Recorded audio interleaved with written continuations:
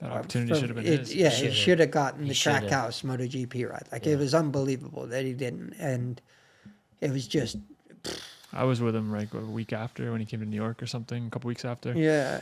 Was that shocking to you that because obviously I knew he was very bummed at the time, and it was pretty shocking to him that he didn't get it because he went into the summer break thinking no, dude, they they had told him. So the owner had consistently told us, like, I witnessed, like, both Joe and I, like, witnessed 3 or 4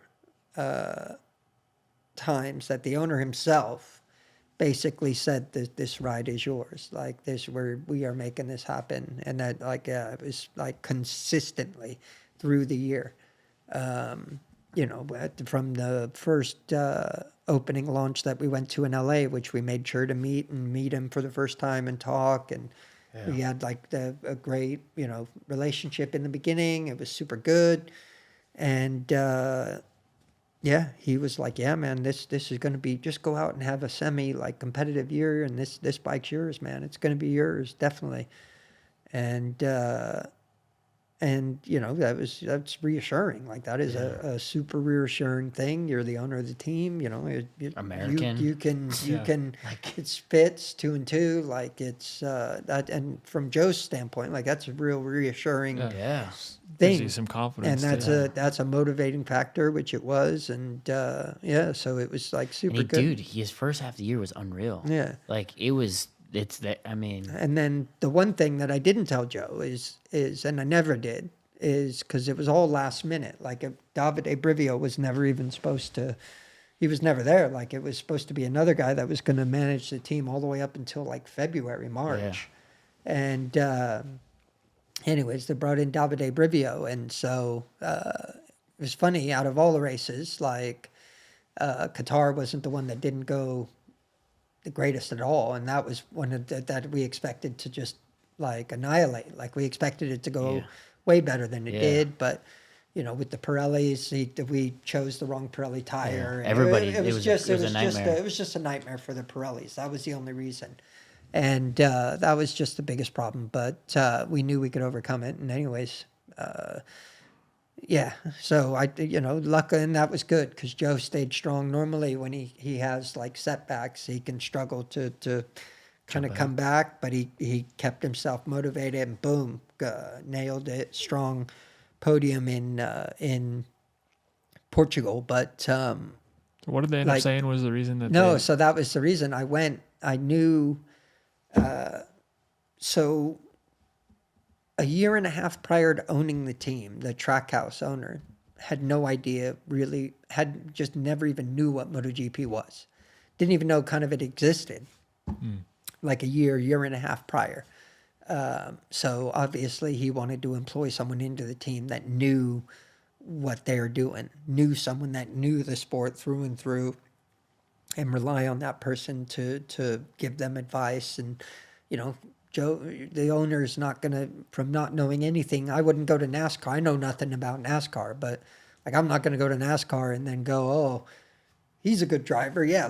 I'm not going to, I had no idea. I don't know what's good, what's not, like, and what works and what doesn't. So he employed Davide to and entrusted everything into him. And I knew that was obviously the case and what was going to happen and what was going to be kind of the role. So I went and spoke, and I'd obviously known Davide most of my career. He was in the paddock throughout my whole Grand Prix career. So I'd went and spoke to him because I knew he was the man that was going to be calling the shots and making that kind of decision. So boom, like Ryan, this was like Thursday, like even before Joe's good result there. And I went and met with him because I knew. And he was, he just said, sorry, man. I like Joe. And just not important for us, though, to have an American rider. And honestly, like, we're a new team, but we have no intention of getting a rookie riders. Like, no intention whatsoever of having rookie riders. We want 2 veteran riders and take the team to the front. So, sorry. And I'm like, okay. Well, I've got fucking Massimo Rivola over here, like saying 100% he wants to get back on track with Joe if like he has a good year. I've got the owner of the team telling us like, let's make it happen. We're gonna make it happen. Like, and I've got this guy that's just come in like 2 or 3 weeks. That's just saying fucking like a completely like no fucking chance. It's not happening. So I'm like, okay, well, one, we've got to turn his fucking opinion of Joe. We've got to change his mind of Joe. And two, I've got to just continue working the other two, like Justin and Massimo. Like, I've got to get them to, because at the end of the day, it's his team. Like, he can easily just say, yeah, sorry, dude, I'm calling the shots here. Yeah. So, that's, and that went all year. Like, we're at both of those, we're like, yeah, man, we're doing it. And Davide was he just never turned the corner. He seemed like he started to around mid-season, and that's when like I pulled a Hail Mary, because normally like with Joe, like he's quite sensitive mentally, and we wouldn't talk about anything like during the race weekend, like from Thursday onward, we wouldn't talk about anything whatsoever. And so, which we did. And it wasn't until Assen where like if the decision was being made, like a rider was being put to paper on that fucking team. And I was like, dude, we've got to do something. Like and Joe still hadn't met Davide ever, like still hadn't like met him, talked face to face. So I was like, look, man, we got to meet. Like you've got to change yours. Yeah. You have to change his opinion of you. Like, and I demand show motivation. So you're not afraid. And all the meetings even though they like Joe, the biggest question always, like the biggest kind of downside in question was why'd he turn down the Aprilia ride in 2020? Why'd he turn it down? Does he have no self-confidence?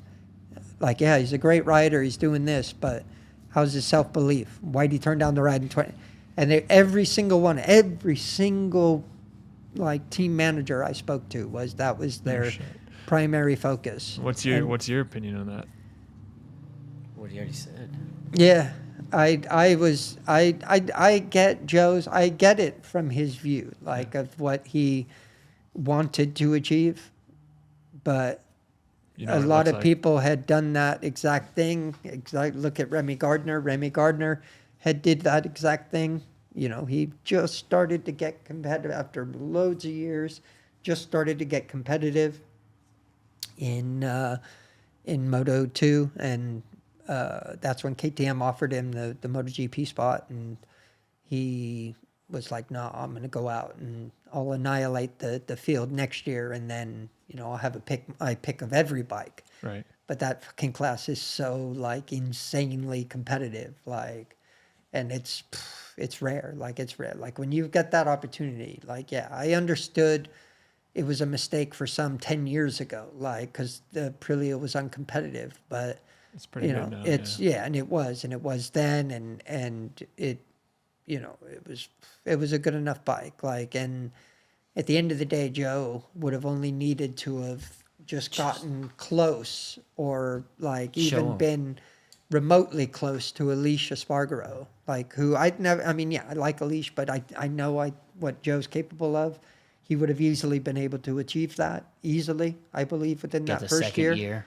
And he would have more than easily had a second year, or even other potential offers. And I think with his size, I always thought if he got on a big bike, he'd do even better. Yeah, no, he would have. And the way he rides, he would have always done better. Like the way of his point and shoot and picking it up, and he would have been like stronger on the bigger bike. And so, yeah, that was a shame. Like that, and then, it was bad. Like it was. And there were so many that were so like, oh no, we're gonna do it. Yeah, we like Joe, and it was like all the way up to Tech 3 to Yamaha. There were so many that were like, yeah, and then in the end they chose elsewhere, and it was tough for Joe mentally. I Like, can imagine, I, yeah. dude, I don't. I think We it's spoke tough for about it a bit. everybody. I mean, yeah, like that's hard, man. Like, you know, they do. At the end of the day, that's his life. Like Yeah. he's, you Well, know, it's your lifelong goal too, it's right? your lifelong goal. He sacrificed, you know, all these years and time over there, you know, for that goal, for that vision, and you know, to be robbed of it this last year was tough, man. That was a big blow for him, you know, because that's I know. yeah, because that I mean, for and you know, on paper it should have happened the way, like, you know, Agura was always planned to go to the Asia Talent Cup know. team, Yeah, 'cause and of the Joe link. was supposed to go to the America team, and And you now, know, now they've and got now, a blue and yellow Aprilia that looks like a It's old crazy. Suzuki. yeah, the whole I thing- know, like the the whole old thing school is- X Star, like I. The whole thing is just dumb. It's yeah, and then honestly, man, I don't know. There's no, I don't know. Yeah, I won't go into too much, but there's motives. There's Yeah, of course. There's always Yeah. something. politically motivated Yeah. situations that Yeah. are in play in Of that course. in that Of situation. course, yeah.